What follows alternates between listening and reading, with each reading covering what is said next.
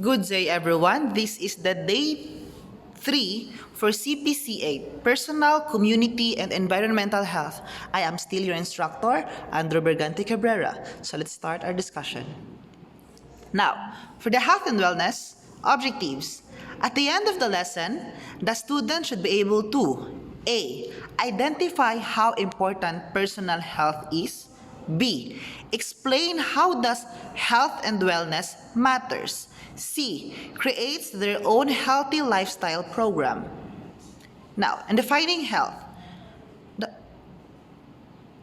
okay, the most widely used of the broader definitions of health is that within the Constitution of the World Health Organization in 1948, which defines health as a state of complete physical, mental, and social well-being and not merely the absence of disease or infirmity. Tulad ng last topic natin, the broader perspectives of health. This classic definition is important as it identifies the vital components of health. To more fully understand the meaning of health, it is important to understand each of its individual components. So now, let's start first with physical health. To understand physical health, you need to know what is considered to be physically unhealthy so that you can contrast the two. Physical health, which is one of the components of the definition of health, could be defined as the absence of diseases or disability of the body parts. Physical health could be defined as the ability to perform routine tasks without any physical restriction. So, para daw mas ma-define and malaman mo yung real meaning na physical health, you need to consider yung definition din ng pagiging unhealthy. So, ang definition daw ng physical health or yung healthy ka physically is yung kaya mong di lang mag-perform but do tasks without physical restriction. The word physical restriction means yung walang sagabal sa katawan. Like, kaya mong mag-araro ng half a day, nang hindi ka, tawag nito, nawawala ng malay, or kaya mong maghugas ng plato nang hindi sumasakit ang iyong paa. So, yun, ganun yun siya, concept ng physical health according to this definition. The following examples can help you to understand someone who is physically unhealthy. First, a person who has been harmed due to a car accident. A farmer infected by malaria and unable to do their farming duties. A person infected by tuberculosis and unable to perform his or her tasks. Okay, now think about someone with physical damage due to a car accident. And do you think he is now physically healthy? Maybe or maybe not. So let's proceed. Now, while these people may be restricted in their movement and ability to do routine tasks, they may still be in a state of physical and mental well-being. Health is not limited to the biological integrity and the physiological functioning of the human body. Psychological health is also an important aspect of a health definition. So, sa broader perspectives of health, we are considering na hindi ibig sabihin na injured ka, hindi ka na socially healthy or mentally well. So, in this definition, we are considering 1 and 2. So, ganun yan siya. Let's proceed. So now, in psychological health or the mental well-being or your mental health. Mental health as a state of well-being in which an individual realizes his or her own potential, can cope with the normal stresses of life, can work productively and fruitfully, and is able to make a contribution to his or her community. Sometimes it can be really hard from the outside to tell if the person is struggling with mental health issues. But at other times, they show symptoms that suggest a lack of self-awareness or personal identity, or an inability of rational and logical decision-making. If you remember the story of Serena, because of the grief, because of the anxiety, and because of sobrang sad niya ng time na yon. So, naapektuhan yung mental health niya, and then after a long period of time, kasi dinadala niya yung mental issue niya, so ang nangyari, naapektuhan ng psychological or mental health niya, yung physical health niya, kaya masyado siyang stressed, masyado siyang nagluluksa, so di siya makakain ng maayos. At dahil di siya makakain ng maayos, so mas lalo siyang pumayat. So the mental health is very important because there are people na they are smiling outside but they are dying inside because one great example of psychological and mental issue is depression. And hindi ibig sabihin na lonely ka, depressed ka na agad. Because depression is not a joke. According to some definition, makonsider mo ang tao na depressed kapag continuous and pabalik-balik yung sadness niya kahit hindi ganon kalalim yung dahilan. Halimbawa, most of the day or in one day, you're three-fourth of your time you're sad. So, and if that occur on the next day and on the other day, you can be considered as depressed. And then, hindi lahat ng depressed na tao, they are crying. Yung iba, pa-smile, but they are hiding something inside. Meron silang dinadala na mabigat. Some people are trying to be funny for them to laugh. They laugh so hard, even in the shallow jokes, just to conceal what they are really feeling inside. And even they say the term heartbroken, actually, that is also a mental issue because the word in love or love is also happening in the brain because it's just a chemical reaction. So if you felt that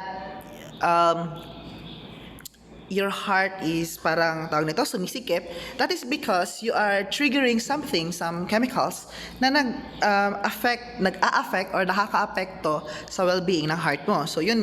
So psychological health or your mental health is really important as it is sometimes the foundation of your well-being. So let's proceed. Now, for the social component, we have tackled physical, we have tackled mental, so now we will have social component.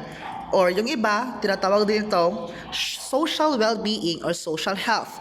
So now, the social component of health is considered to be the ability to make and maintain acceptable and proper interactions and communicate with other people within the social environment. This component also includes being able to maintain satisfying interpersonal relationships and being able to fulfill a social role. So now, the word here is interpersonal.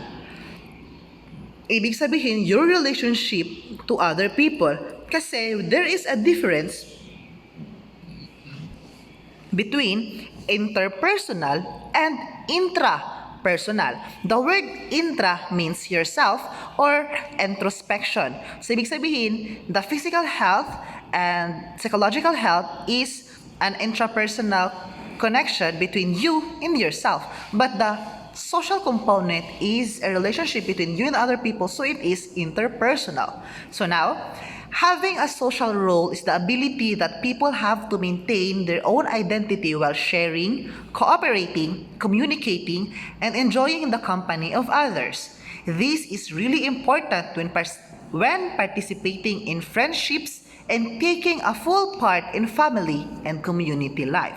So, the way you communicate, the way you socialize, the way you handle yourself on getting along with other people is really important as it is a part of being healthy. Kasi you need to be prepared para makita ka din ng ibang tao. There is a term introvert, di ba? But hindi ibig sabihin na introvert ka, hindi mo na kayang makisalamuha sa ibang tao, because there is also a term social introvert to which They are somehow like an extrovert. They can go with people, but if they don't like their circle, they can easily unattach themselves sa ganong klase ng tao. Parang may pagka-ambivert din siya. But it is only termed as socially introvert. You can also search that on Google or in any other search engine para hindi bias. Okay. So now, health promotion is defined as the process of enabling people to increase control over and to improve their health. The aim of health promotion is to reduce the underlying causes of ill health so that there is a long-term reduction in many diseases. Bakit yun nasabi? Kasi connected kasi lahat-lahat yung tatlong component ng health sa health mismo. Kasi maaaring pagmulan ang isang issue sa isang component and then maaaring maapektuhan yung tatlo. Halimbawa, your mental well-being. If you have an issue on your mental well-being, it can and it may affect your physical well-being. And maybe because of your physical well-being, you will be encountering some problems on your social component. Halimbawa, the acceptance, the need to be fit, the need for you to be belong. So yung ganun. So maari siyang maging issue kapag hindi healthy yung isang component ng yung health. So in order for you to be healthy, you need to be physically healthy, mentally well, and socially well. So now, what is wellness? Sabi ng well, I keep talking about well, and well, but what is really wellness? Wellness is an active process of becoming aware of and making choices toward a healthy and fulfilling life. Wellness is more than being free from illness. It is a dynamic process of change and growth. So, yung wellness, hindi ibig sabihin na ngayon, payat ka, you will accept na malnourished ka na agad. And then, hindi ibig sabihin na mataba ka ngayon, you will accept na obese ka agad. No. Because there are some chubby na mas healthy pa kaysa sa payat. Meron ding iba na payat, pero healthy din naman sila. Because, di ba, we will considering the two component pa. If you're not physically healthy, you can consider social well-being and also the mental well-being. So now in wellness, it is a dynamic process of change and growth. So if you think that you are unhealthy today, you can start working on it for you to become healthy. If you think you're too thin, you can bulk up or you can eat healthy foods for you to maybe give yourself something for you to para magkalaman ng konti. Or if you think you're too fat because you're too obese, so you can do cutting, you can do exercise, you can do diet. So depende na lang yun kung how you're going to view health, because there are some people na bahala sila kung chubby ko, at least bright ko. So at least they have mental well-being. Or bahala o payat ko, at least, di ba, daghan kong friends. So at least, they are socially well-being. But it depends only on your perspective and preference. So let's proceed to the next slide. Maintaining an optimal level of wellness is absolutely crucial to live a higher quality life. Wellness matters.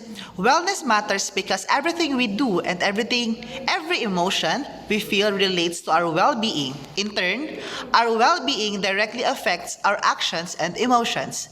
It's an ongoing circle. Therefore, it is important for everyone to achieve optimal wellness in order to subdue stress, reduce the risk of illness, and ensure positive interactions. So yun yung pinagsasabi ko po kanina, that for you to achieve optimal health or for you to maximize and realize the full potential of your health, so you need to consider other components too. So yeah, that's it. For our next slide, for your activity, on a yellow pad, write the following personal health issues in your physical, psychological, and social component of health that you are experiencing right now, with a minimum of 5. Activity number 3, in connection to activity number 2, list down how you overcome those issues with still a minimum of 5. That's all for today. Goodbye.